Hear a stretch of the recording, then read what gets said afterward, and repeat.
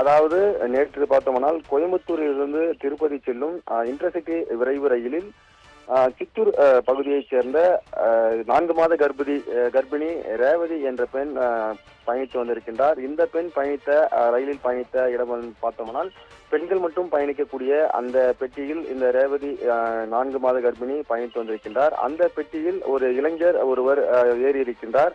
இந்த இளைஞர் தொடர்ந்து அந்த ரயிலில் அந்த 4 மாத கர்ப்பிணிக்கு பாலியல் தொந்தரவு தந்து வந்திருக்கின்றார். அந்த கர்ப்பிணி பெண் இந்த இளைஞரிடம் தப்பிப்பதற்காக அந்த ரயிலில் இருக்கக்கூடிய கழிவறை அருகாமையில் சென்றிருக்கின்றார். அந்த பகுதிக்கும் சென்று இந்த இளைஞர் தொடர்ந்து அந்த 4 மாத கர்ப்பிணிக்கு அந்த பாலியல் தொந்தரவு கொடுத்ததின் காரணமாக அந்த பெண் கத்தி கூச்சலிட்டிருக்கின்றார். உடனே இந்த இளைஞர் அந்த பெண்ணை கேவிகுப்பம், அதாவது காட்பாடியை அடுத்த கேவிகுப்பம் அருகாமையில் பார்த்தோம்னால் அந்த ரயில் வந்து கொண்டிருக்கும் போது அந்த பெண்ணை கீழே தள்ளி இருக்கின்றார். இந்த சம்பவத்தில் பார்த்தோம்னால் அந்த 4 மாத கர்ப்பிணிக்கு பலத்த காயம் ஏற்பட்டிருக்கிறது. கை கால்கள் எலும்பு முறிவு ஏற்பட்டதன் காரணமாக தொடர்ந்து அவரை அந்த பகுதியிலிருந்து மீட்டு ஜோலார்பேட்டை ரயில்வே காவல்துறையினர் வேலூர் இருக்கக்கூடிய அரசு மருத்துவக் கல்லூரி மருத்துவமனையில் சிகிச்சைக்காக அனுமதிக்கப்பட்டிருந்தனர்.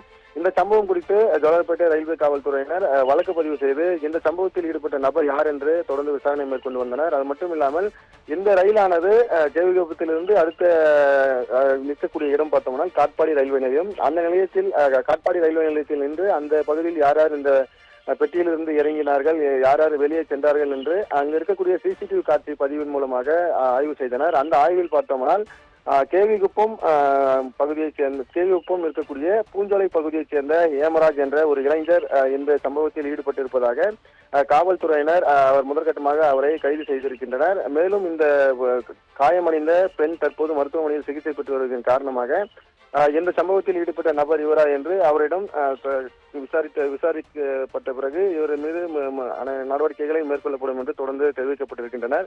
முதற்கட்டமாக இந்த சிசிடிவி காட்சிகள் பதிவை கொண்டு இந்த ஏமராஜ் என்ற இளைஞரை தற்போது ரயில்வே காவல்துறையினர் கைது செய்திருக்கின்றனர். மேலும் சிகிச்சை பெற்று வரும் அந்த கர்ப்பிணி பெண் உடல் நலமானது தற்போது பெரிய அளவு பாதிக்கப்படவில்லை என்றும் தெரிவிக்கப்பட்டிருக்கின்றன. இந்த சம்பவமானது வேலூரில் பெரும் பரபரப்பு ஏற்பட்டிருக்கிறது. ராஜு, பிரீத்குமார், அந்த பாதிக்கப்பட்ட கர்ப்பிணி பெண் பயணித்த அந்த ரயில் பெட்டியில் வேறு யாரும் இல்லையா உதவிக்கு? இது தொடர்பாக போலீசார் விசாரணையில் ஏதேனும் தெரிய வந்ததா? இது குறித்து விசாரித்த போது தெரிவித்தது என்னவென்றால் அந்த பெட்டியில் பாலியல் சீண்டல் அந்த நபர் செய்யும் போது இவரிடம் இருந்து தப்பிப்பதற்கு யாரிடம் தெரிவிக்காமல், அதாவது பெண்கள் மட்டும் பயணிக்கக்கூடிய அந்த ரயிலில் யாரிடம் தெரிவிக்காமல் கழிவறை பக்கம் சென்று விடலாம் என்று இந்த பெண் சென்றிருக்கின்றார். அப்படி செல்லும் போதுதான் இவர் அந்த பெண்ணை பின்தொடர்ந்து சென்று பாலியல் தொந்தரவு அந்த பகுதியிலும் கொடுத்ததின் காரணமாக அந்த பெண் அப்போதுதான் கத்தி கூச்சலிட்டிருக்கிறார். தனக்கு இவ்வாறு விபரீதம் நேரியது, தன்னை காப்பாற்றுங்கள் என்று கத்தியிருக்கிறார். அந்த நேரத்தில் தான் இந்த இளைஞர் இந்த பெண் மற்றவர்களிடம் இருந்து தப்பிப்பதற்காக அவரை அந்த ரயிலிலிருந்து கீழே தள்ளி விட்டிருக்கிறார் என்ற தகவலும் தற்போது வெளியாகியிருக்கின்றன.